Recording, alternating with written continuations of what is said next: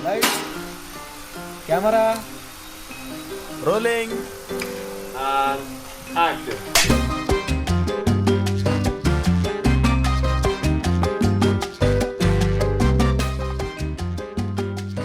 This year, the Hispanic Heritage Awards returns once again, a celebration of our people, our voices, our legacy. Established by the White House in 1988 to mark the start of Hispanic Heritage Month, these awards are the oldest by Latinos and for Latinos in the United States, a cultural touchstone that proclaims a simple truth. In all our complexities, identities, and dreams, we are essential to the American story and to its future. Welcome back to Fritanga by the Hispanic Heritage Foundation. I'm your guest host and executive producer, Antonio Caro, stepping in for Antonio Tijerino today, and we're excited to take you behind the curtain. When creating a film, a TV show, or a play, one of the most important things you need is a set. A set transforms the experience. It gives performers a world to inhabit, defines mood, builds meaning, and sometimes even becomes the character itself. For this year's Hispanic Heritage Awards, that world is built on gold. Not the gold of conquest or greed, but the gold of our pre-Columbian traditions. Gold as reciprocity, as offering, as respect. Behind this vision is Gerardo Díaz Sánchez, an extraordinary set designer whose artistry spans theater, film, and cultural storytelling. Hailing from Guayama, Puerto Rico, Gerardo has dedicated his career to turning stories into spaces, memory into architecture, and heritage into design. Today on Fritanga, we'll explore Gerardo's craft, his journey, and the ways he builds spaces where Latino stories are centered, celebrated, and made visible on global stages. Stay with us as we pull back the curtain, and don't forget, the Hispanic Heritage Awards premiere September 26th on PBS. Now, let's Fritanga. Gerardo, welcome to the podcast. How are you today? Hi, thank you for having me. That was such a beautiful intro. Thank you. I feel very, very special, very honored for the invite. And like us Puerto Rican say, bien pompeado, estoy bien pompeado. Well, listen, I'm excited that you brought the Boricua energy. Always, always. And speaking of Boricua energy, I've been asking every Latino and their mother this summer, have you been to see the Bad Bunny residency over at El Choli? I haven't. You haven't? Ridiculous. No, because sadly, I know. So sadly, whenever he was doing the whole ticket sale, I was here in the United States. And something that I love about Bad Bunny so much is his like love for Puerto Rico and for Boricuas. And like one of the things that he wanted was for people who like live in Puerto Rico to be the first people to buy tickets to his residency, and the rest could wait. And I feel like that was like such a beautiful thing for me to experience. But at the same time, being here was like a little bit stressful because like I couldn't like access the tickets. And I know like a lot of people like eventually ended up like getting the tickets, but it wasn't in the cars. Thankfully, I've seen him before a few times, so it's fine. I'm watching the videos on Instagram, so it's okay. Well, what I love about it, so I geek out a lot about Bad Bunny, right? Because I think his last album, Debí Tirar Más Fotos, it's an ode to your cultura, Latinidad. It not only resonates with Puerto Ricans, but I think Latinos all around. It tackles very real things on colonialism, on erasure, on just holding on to those cultural memories in those moments, right? Even the cover, the empty plastic chairs, like, oh my God, I went to a bunch of quinceañeras down in Southern Maryland and everybody would have those plastic chairs out. But there's a sense of love, respect, and also loss, and it kind of motivates you to act. I've seen incredible images and videos of the set design or the staging over there. What do you, as a set designer, what do you think that gesture says about Puerto Rico itself, both as a subject and as a backdrop? As you were saying, Bad Bunny always has like Puerto Rico in the forefront. He knows his audience. He's always singing, even though he's a global star, he's always singing to Puerto Ricans. And his songs have so many hidden messages that are like specifically to us. And I feel like that feels very special. And I think this specific album went like even further. When I tell you, I'm getting goosebumps. Like when I tell you that I've never seen like our community unite in a way where we're celebrating our heritage. We're bringing back folklore music. There's like stuff that like we grew up when I was a kid, felt like that's old people stuff that like no longer resonates with like contemporary culture. So like to bring that music back, that feeling, that jibaro sense of like authenticity and wanting to feel like you're owning where you come from. Seeing so many people dress up wearing la pava, which is like a symbol of el jíbaro de Puerto Rico, el coquí being absolutely everywhere, and having like people like listen to this music that like we know what it's about. Yeah, it gives me goosebumps. And I've for sure seen the stage, and I'm like absolutely in love. Like I've been to that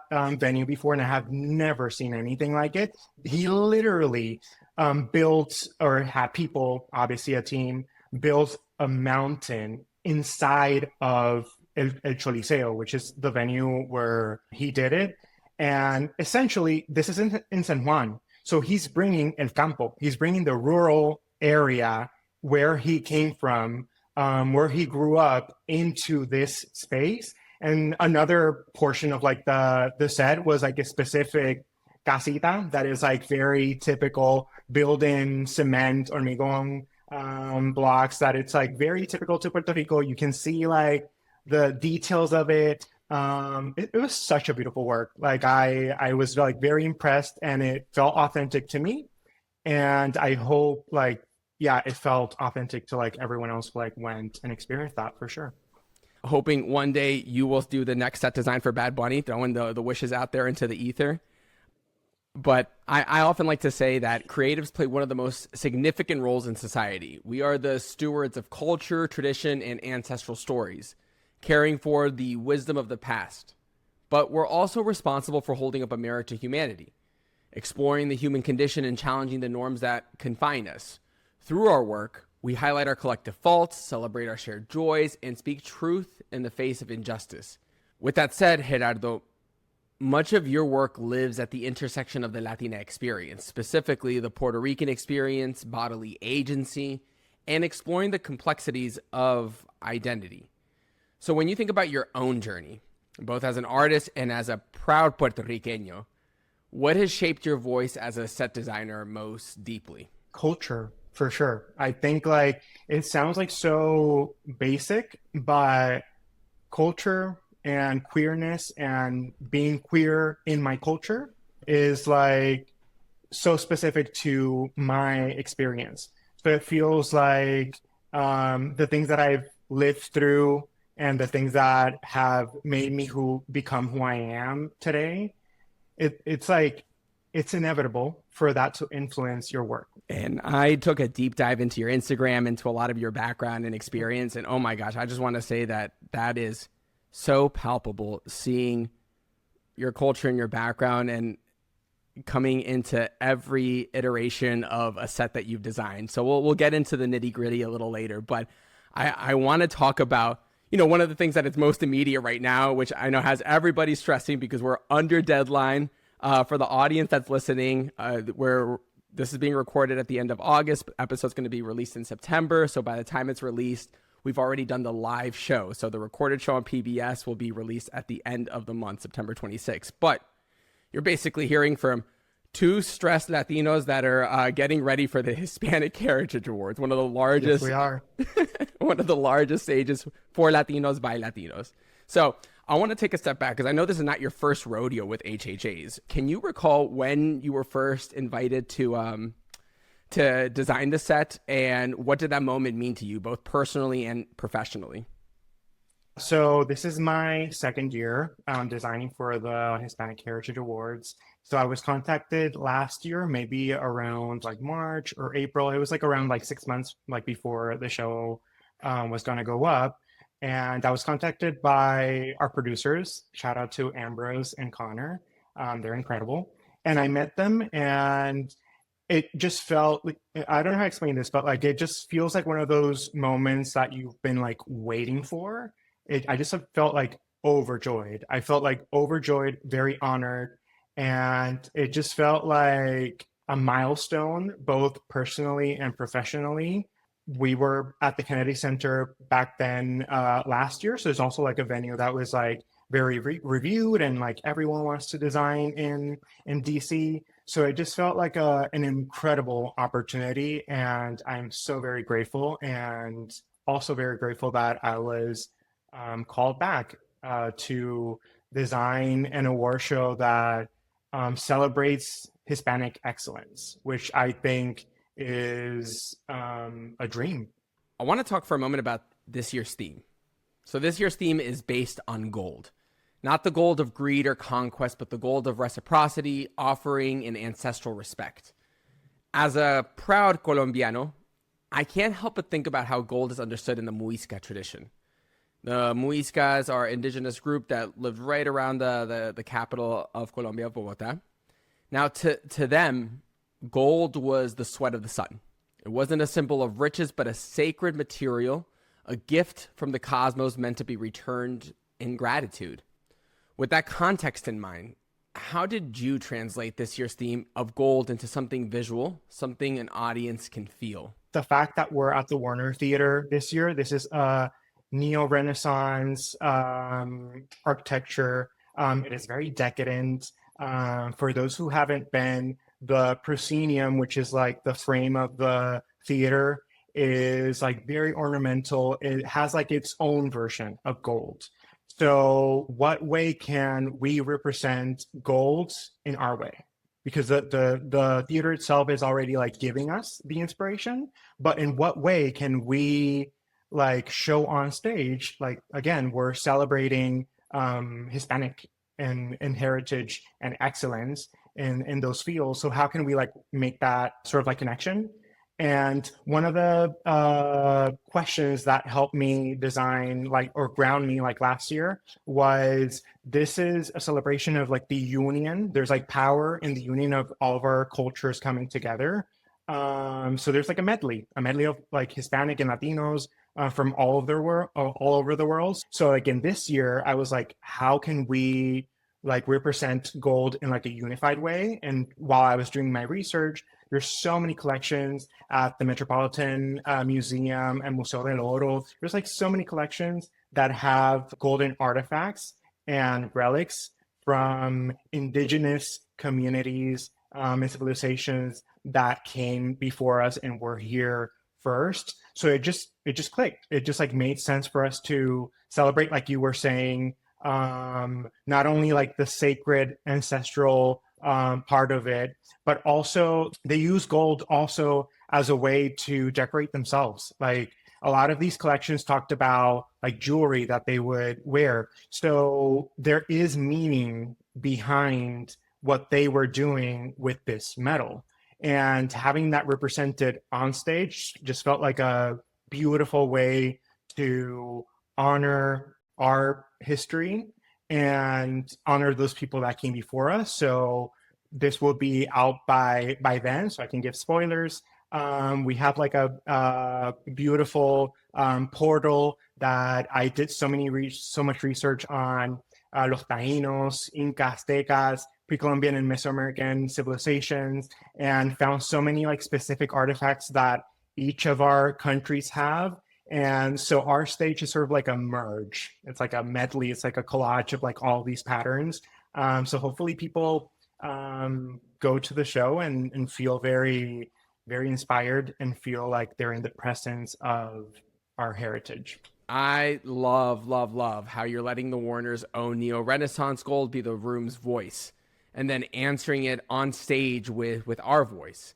And it brings me to the practical magic of the show, because you're really designing for two audiences at once. There's the live audience, and then the ones that are going to be tuning in on the national broadcast on PBS.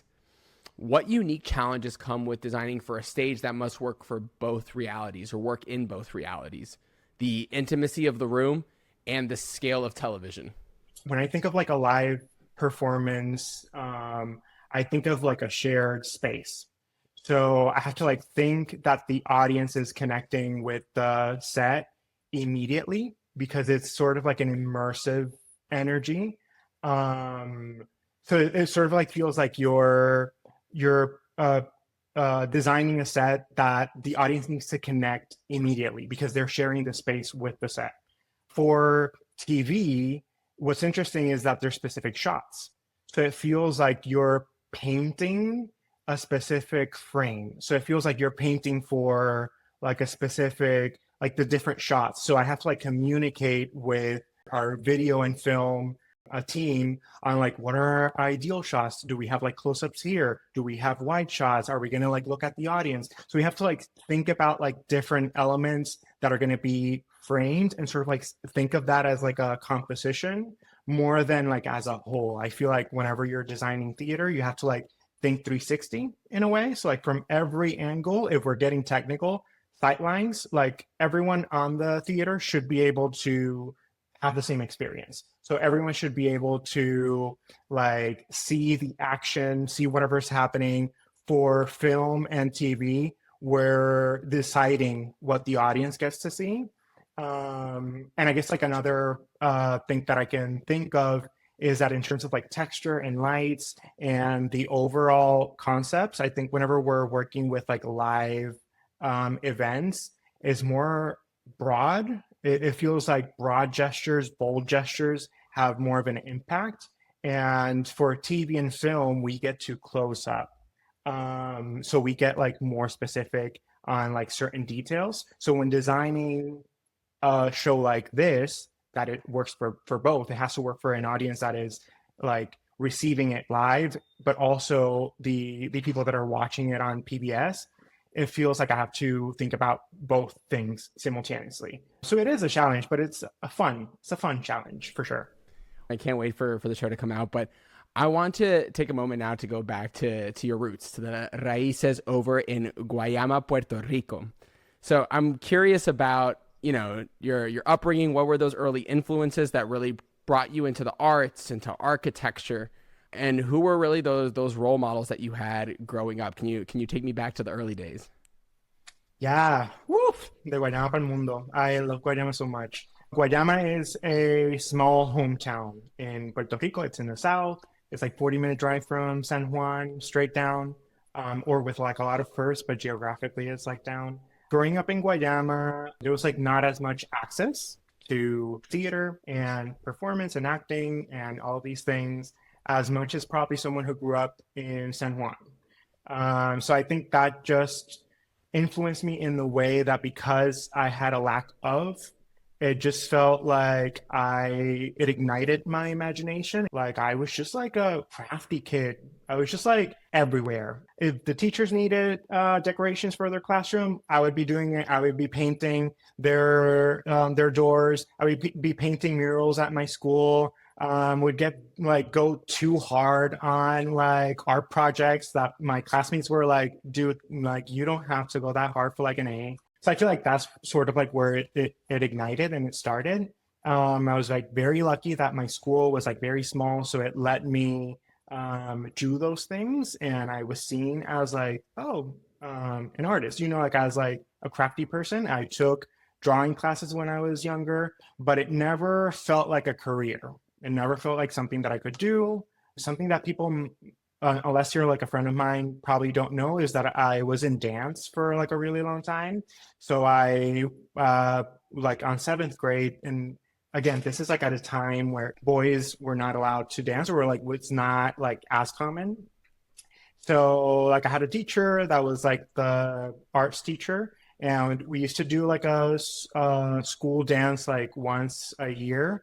And like on 7th grade, something happened that we were actually dancing plena. And she was like, I see you, like come to the front and like show the rest of the boys how to do it. And that just felt like, oh, like I'm being seen for like something that I was not aware that I could do. And that built to, I have so many friends that were girls that like were in dance since they were like 4, and I got super close to them and ended up like getting myself into an academy or una academia de baile in our small hometown, and I would go there every Saturday. I ended up teaching jazz like when I went to undergrad.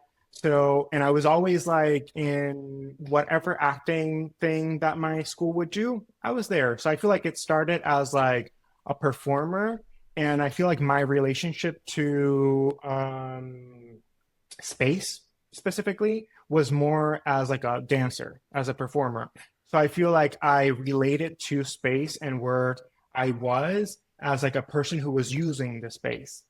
And I feel like transitioning into architecture, it was just like when you would ask any of our teachers or any of our parents, what can I do? Because I know for sure it's not science, it's not math. Like it's not like I was a good student, but it was nothing that I was like passionate about. I just like knew it had to be something related to art. And that was like the link. It was like, oh, people who are good in at drawing do architecture. And I was like, okay, let's do it. And I applied to La Universidad de Puerto Rico en Rio Piedras, which is La UPI. And it was like the goal of mine, a very intense program, but I learned so much. It's still like the hardest thing I've done in my life, that like 4-year program. And I have zero regrets. It's like the base of everything that I do right now.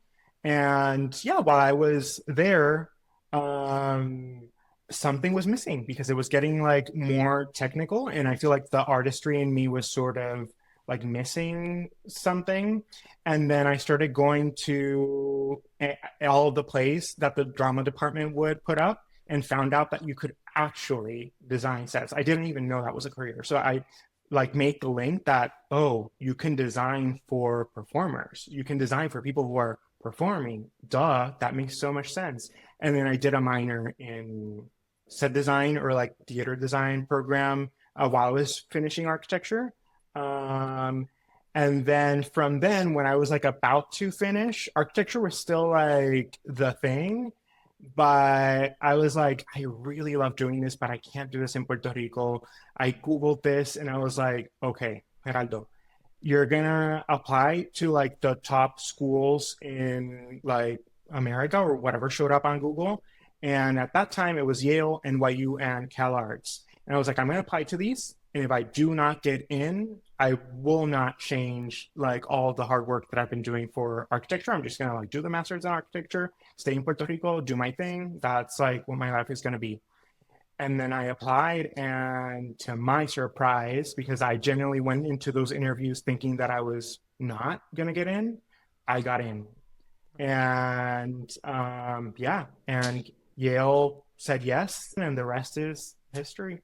It's interesting. I love when speaking to fellow creatives how creative vocations kind of like flow and bleed into one another. I'm a firm believer that once a creative, always a creative. So like I started college thinking I was going to do economics and all this fun stuff, and I graduated with international relations.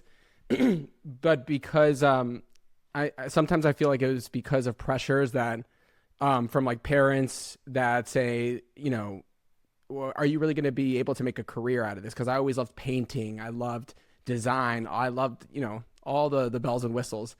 Did you ever get those pressures when you were exploring your creative side? Did you get pushback early on from like parents or from family or community? Like, are you really going to go down this path? Is this viable? Maybe you should focus on something else. Absolutely. I think, yeah, sadly, art was not seen as something you could have as a career or profit or something that you would be able to sustain or survive with. So I felt like a huge pressure to, yeah, not choose something that was going to disappoint my parents. Luckily, I have the most amazing mom and dad, and I don't think they like fully understand what I was doing. Absolutely not.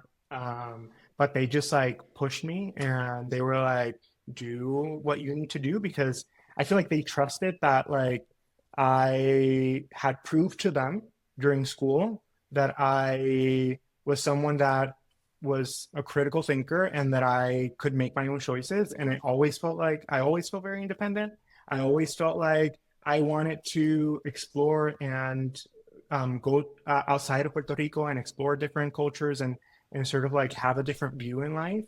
And they just saw that as a kid. I feel like the pressure felt stronger when I was a kid. And I didn't have like my voice fully like realized. So the pressure felt more when I was younger, as like I kept going, I just like kept pushing, and I was like very stubborn, and I was like gonna get it done. Well, shout out to Mami Papi, rocking it and being supportive. I want to pivot to you coming over, congrats on Yale being accepted and having gone through that. That's incredible. I oftentimes, especially when I interview Puerto Ricanos born in La Isla, I always love to explore like when they first arrive stateside, because Puerto Rico lives in a paradox. U.S. citizens, but treated as second class, living under colonial structures that often erase or diminish Puerto Rican identity. What were some of those? Did you see any like those stark realities, or was there a shock coming stateside to start studying at Yale after having grown up and been raised on La Isla? How did that influence, in a way, a sense of urgency in your art? Because since then, so much of your work has been tied in so closely to your identity. Absolutely. Oh my God. I feel like, if technically speaking, architecture was the hardest program that I've done, I think in a personal level, moving from San Juan, Puerto Rico, where I studied undergrad, to New Haven, Connecticut, to study at Yale. It was a clash. It felt overwhelming in the beginning. I'm not gonna lie. It felt that first year was a lot of like learning. And it was more cultural than anything, because I feel like the training that I had was strong enough to like push me through. And it felt like, oh, these things, I don't have a strong theater background like many other people that I was in class with. But I had the technique. I had like in the willpower and all these things. It was more about the cultural clash. I miss my family. I miss my food. I miss my music. I had to like speak English 24/7. I had to train myself to speak in. I think about it in hindsight, and it's crazy, but I had to like. I grew up learning English, which is a common misconception about Puerto Ricans. Like, not everyone speaks English. We are not a state. Like, we have our own culture, we have our own identity, and like our own thing. And most people, like, our main language is Spanish. That's what we speak. And coming here, I would, kind of like identify how people who had like a strong like accent or dialect would be seen unconsciously. I don't think it was like ill-intended at all, but by people that were used to a specific view of Latinos and Hispanic and people of color. So like I trained myself to like speak as properly as possible, to pronounce things as like American standard as possible to get me through. And I feel like the clash was also, I was training with incredible professors that had so many acknowledgments, and they were like incredible, but part of it was to push you to find that voice within, because a lot of the scope of the projects that we were doing were white. So like a lot of the things that we were doing were not, I wasn't doing that much Puerto Rican stuff or Hispanic or Latino stuff like during school. I was having to like adapt Shakespeare and adapt like a lot of American white-centric stories. And to put your personal point of view into that was very hard. So I feel like that was the hardest part those 3 years. So like finding that voice, and it took a minute. I find that oftentimes, you try to find, you find yourself trying to mold into a world that doesn't really reflect you. So then we have to kind of take that responsibility and say, what's the world and the platform that we want to mold and the stories that we want to tell? And I think that act is incredibly radical. And unfortunately, it makes a lot of us have to grow up fast too, right? Because it's like, how can we be able to fully tell our truth in the medium that we choose to do so? Which brings me to wanting to dive in a little bit into the craft. So let's talk about the craft now. Let's geek out for a moment. I am always curious about the creative process, like from conception to when you first get hands on a script and to developing those sketches.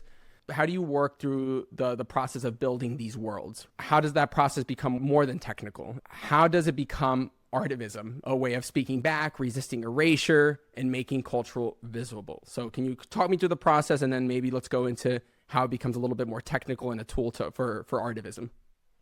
Oh my God, I love that word. Yeah, because set design is an art form, and art forms are a form of expression. So they're very linked to who we are, and it feels revolutionary. But to go back to the process of it all, set design is essentially the creation of like a temporary physical environment, whether that is like on film or TV or theater, live performance, an experience, because it could be like a pop-up that like maybe like a brand is doing. So like you have to like approach it sort of like in depending on what the needs are. So it's very needs based. So I feel like the very first thing is the material. So whether that is like the brief, the script, the libretto, whatever it is, that is like your guide from like beginning to end. That is still like the truth of like whatever you're doing. Then you have like many conversations. In theater, you meet with directors, you meet with production managers, artistic directors. So you have a lot of conversations with people about what you want to do, what you want to say, what you want the audience to feel whenever they're in the space. Afterwards, I just like go into like a very deep dive of like research. So depending on what the material is, if it's something that is a period show, then it's very historical and period based. And I dive into like a lot of history, sort of like surround myself by those visuals, and kind of like want to like live in that specific moment, keep having conversations. You start building like a concept. You use whatever you feel more comfortable with, whether that is literal sketching with handwriting, whether it is digital, physical model making is also a huge part of it, 3D model making, and renderings, which is like most of the things that I use for the things that I work with now, because you can do like very quick changes and sort of like brainstorm with the director and be like, oh, let's move this a little bit to the left or to the right. Can I see it if it's like red instead of blue? So it's like a very useful tool. And then whenever everyone is sort of like happy with the concept and we want to like move forward, you get more into like technical aspects of it. I think budgetary restrictions, limitations, labor. So like the reality of the world that you have built comes to fruition. What is the venue like? What resources do we have to build this? And then after we've sort of like settled on what we want to do, I go into an even more technical aspect, which is what we call like shop drawings or drafting, which is very technical drawings of every detail. So it's not only about what you can think of or imagine, you have to bring it to life, and you have to communicate that to other people of this is how the set wants to look like. When you do paint elevations, you do ground plans, elevation sections, so many detailed drawings that you pass on to bid. And then as you get feedback back, you start adjusting until you have a final result. And then after that, it's more about the build process and overseeing your team. You usually have a technical director, someone who's like in charge of like the construction part of it. And you're mostly like overseeing and project managing at that point, and just like making sure that it gets built. And usually in productions, we have a tech sort of like time frame, whether it is 3 days or 1 month, where it is the place where all the designers and everyone gets together and sort of finalizes that vision that we have. And after that, you open for the period that you open to. If it's theater, it could be like many months or a lot less. And then after opening, it feels like you just give it to the audience and it Your job is essentially done by opening night. What it sounds like also, I mean, I think of what you just talked about in terms of breaking down the process and your craft as a test, or it's a test of adaptability, of patience, and also finding balance. How do you determine like when that set should stand out or when it should kind of fade and the story just leads instead? It's a great question. I feel like that comes again from the brief. I feel like it is very important for everyone on the team to know the purpose of whatever production we're doing and know the intention and how it wants to be received by the audience. I think I am a believer that story is to the forefront. So the story has to be, if I've done my job well, like people are not gonna be sort of distracted by the set. It's just gonna feel like, oh yeah, it makes sense. This world makes sense to the story. So I think it depends on what the story is asking you to do. Sometimes it feels, when you read it, it just feels like it wants to be like intimate and minimal, and you want the dialogue to shine. And sometimes it wants to be a spectacle. And sometimes it wants to be both. Like I did my thesis at Yale, or like the fully realized production was called Huracan. It was like a world premiere by Charisse Castro-Smith. And it was about this Cuban-American family in Florida, and they were like landlocked while a hurricane was happening around them. And this was like a year after Maria. So that project hit hard, but we had to keep in mind that to the core, we were talking about a family that had to like resolve their issues because they were stuck in the same place, and we wanted to see the interactions with each other. So it felt like, how can we have these like very intimate moments, but the story also was about memory and magic. So there were moments where it had to like explode. So the solution for that was we had a rigged stage that had a pattern on the floor that looked like the eye of the hurricane. So like sort of like represent where they were at, but there was like a platform delineated for what would be their interior space of the home. And it was surrounded by these panels that were painted like if they were like the clouds of like the hurricane, but they could be projected on. So we had an incredible projection designer, Yara Bar, was a colleague, and she would explode in the moments that were necessary, where we would go into this dreamscape world, and it was a very powerful image, but we could hone in and focus on the story whenever we needed to. And then the rest of the set would quiet down and we would focus on the acting. So I feel like it depends a lot on what the script and the director wants to do. Another set that I saw of yours was El Coquí Espectacular in the Battle of Doom. Like I felt like I was in a multiverse. It was old school Marvel kind of vibes, even with the to be continued font that you see in the comic books, mixed with like Into the Spider-Verse, right? Like it was all that married in together, and it just, I mean, I was completely blown away by that set. I mean, I'm sure you had an incredible time working on that one. Absolutely. That happened this year. Such an incredible team.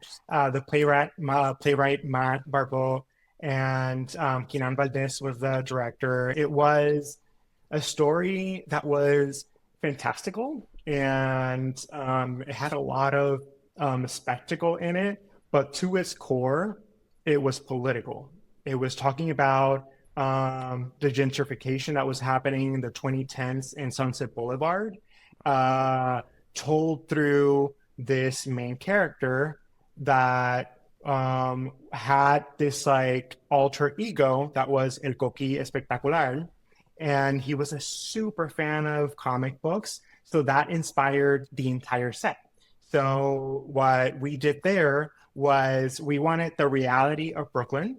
We wanted the brick. We wanted the fire escapes. We wanted the reality of what Brooklyn is. But the way it was built, it felt like flat like a flat surface that then we could project on. So it sort of was alluding to what you see on graphic comic books. So it would go from like the reality of Brooklyn and the moments where we had to like hone in into the intimacy of the play. But there were moments where we had characters that were made up that were fighting, and you had the kapow and like the whole thing happening in the background. It was like nominated for like some like designs. I think nominated for projections and costumes, for so many things. It was like such a fun thing to work on, and like one great example of like when to explode and when to bring it back like down. You were talking about a historical connection, and it reminds me of the work that you did on las Borinqueñas, which was rooted in Operation Bootstrap. And I know in forced sterilization, but also like testing of birth control in Puerto Ricanas in the mid 20th century. How do you know, there's conceptualization where you're recreating a world, but in this situation, it's a very real world, a very real dark history. How do you bring that to the stage visually? Like, how do you do justice to these moments in history where you leave the audience walking away like they were immersed in this moment of time? Yeah, that is one of the examples where you have to like hone in on the history. That feels like when reading that play, it felt like what you were saying. They were studies that were real. This is a real thing that happened in 1953, where they were using Puerto Rican women that did not have resources as essentially guinea pigs, as like the trial test for birth control, which is a very harsh truth. And the way to represent that in the most honest way felt like I had to like go back to that authenticity of what are they like. One of the anchor set was the interior of like one of their homes. So like I did research I reached back to my architecture school and like did some research on like what those interiors of these residential areas look like. It was specifically Luis Lloren Torres that the story was based on. So what could we bring that felt like the reality of these women, so that the scenery in that case like has like is in the background, is in the foreground, because like we need to hear the story of these women, but it still needs to feel authentic so that the people coming in feel immersed and feel like, oh, we're in the 50s in Puerto Rico. So it couldn't be done with like anything. There was like one specific anecdote that I have on like the windows that we used. Those windows came from Puerto Rico, because like those windows are they're That's called cool. Miami windows, but like it's like the basic window that everyone in Puerto Rico has and use. They're like the wraps. White. Yes, yes, they are. So like I spoke to people in Puerto Rico, and I have family members that helped me source these windows that they were still being sold in hardware stores in Puerto Rico. We wrapped them and they shipped them to the United States, and we built the set with those windows that came from Puerto Rico. And some of the parts of the set came also from like stuff that my family, I asked my mom to like send me stuff from our grandmothers, and it just like wanted to feel like authentic. The feedback was so beautiful. Like everyone that went that is Puerto Rican or Boricua and like part of our world, like I received so many beautiful messages and ended up winning the Ola Award for like outstanding theatrical achievement. It was beautiful. It was like a beautiful experience. Pivoting to the world of film, I actually want to start with So Boom. I know in that one you transformed an empty Brooklyn apartment into a lived-in family home, all on a very, very tight budget. The film itself is rooted in true events, and it deals with resilience and healing through theater. So how did you approach under those constraints? Earlier on, we were talking about being adaptable and being able to move around under certain constraints, and working around a budget is such a fundamental truth that we keep bringing up and touching on. But I think that this project probably alludes to that in a more tangible way. Absolutely. I was reached out last year by a producer that I had already worked on film 31 Candles on. And they were like, Geraldo, we have this project. It's a short film, but it's a story that we think you would resonate with. There is no money. Like we have like very little budget. But I read the story and it was just like too powerful to say no to. And to give context, it was co-written by Abby Pierce and Tiny Cruz. And Tiny Cruz is someone who dealt with incarceration when she was younger and has now found healing through working at the drama department at Rikers with Abby. And they came together to write this story about the 24 hours before this person has to essentially out to jail, has to like teach her younger sister that sadly, because of things that were out of her control, is also going to be incarcerated. And she like has 24 hours to like get her sister to tell her these are the things that you need to do to survive.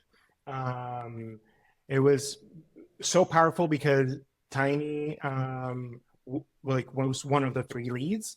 So this is a woman that had like no experience in professional acting, and she did such an incredible job because it was her story.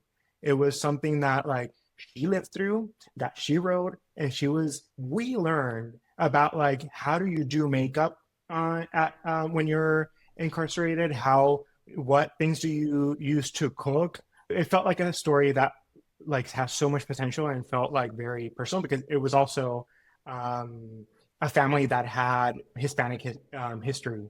We had an apartment in the second floor that was being used, I think, for an accountant of like the bar that was below, and it had nothing. It literally had like a couple of chairs and like one table where they were like doing their work, and essentially we had to like clean that out, clean slate. I took like a month and a half because the team, it was only me and props person May, and essentially between the two of us we had to like find essentially an entire apartment and Wow. like set dress this entire apartment in like less than a week. So it was a lot of Facebook Marketplace and sort of like back and forth with a lot of people. It was a very different experience in the sense that it's not extravagant and there's a lot of money and do your thing and I'm sitting back and I'm the set designer and blah blah blah. I was like hands on doing the work, and it felt even more special because the end result, we had crew that had seen the space beforehand, but we had crew that had not seen the space beforehand. And when they came in, they assumed that was already a lived in space. They like thought that there was a family there that had lived there for 15 years. So that for me was the biggest compliment That's ever. a testament to your craft. That felt very, very special. That's incredible. That's incredible. So Yeah. to wrap up, the name of this podcast is Fritanga. And our goal is not only to bring inspiration and action to our listeners, but also to create a space to help them find comfort and connection through the complexities of nuestra cultura. So, Gerardo, I would love to find how you find comfort in your cultura. It could be a song, like for me, every time like a good vallenato or even Joe Arroyo like plays, it reminds me of my mom and her like Sunday mumu and la chancletas making arepas to like the rhythms of the congas in the kitchen, right? And that gives me comfort. So can you give me a song, a dish, maybe something from Guayama that you literally like, have like dream about 24/7? And then so song, food, and then it can be maybe a smell, or we can actually, let's go into your world. What's a play that gives you comfort? It could be play or film. Okay. I feel like I love this question so much. I feel like I have so many. I feel like in terms of music, I feel like salsa. because it's like related to dance. It's like who I am. I love dancing salsa. So I would say Timbalero from a Gran Combo that comes on, and it doesn't matter if I need to like hit the gym, if I'm sad or wherever I'm at. I like that gets me going. Apart from Bad Bunny, which we've already given him his praises, Timbalero is like one of my favorite songs. I love food, so I would say arroz blanco y habichuelas, like rice and beans with like a good like homemade mom's chicken stew and sweet plantains. That's like my dish. And a story, there's so many, but I feel like I'm gonna go with like a novel, a pretty good novel, but I think it's René Marquez, La Carreta. La Carreta growing up was a story about migrating. It's like people from El Campo in the rural area, they're moving to San Juan and to the United States. And that always resonated with me because it shows both the pros and the cons of what that means and what the American dream means. And it just feels special to my heart. Amazing. Well, Gerardo, thank you so much for sharing that. I can't wait to bring your story to all our audiences. And it's going to be one of my good friends likes to say too much huepa, so it's going to give all those vibes. And for our audience, please make sure to tune in on September 26th for the 38th annual Hispanic Heritage Awards on PBS. Grab your familia, your amiguitos, grab some pastelón, lo que sea, and please tune in. And also, please make sure to follow Fritanga on Instagram at Fritanga Podcast, or follow us on YouTube at Hispanic Heritage. Gerardo, thank you so much.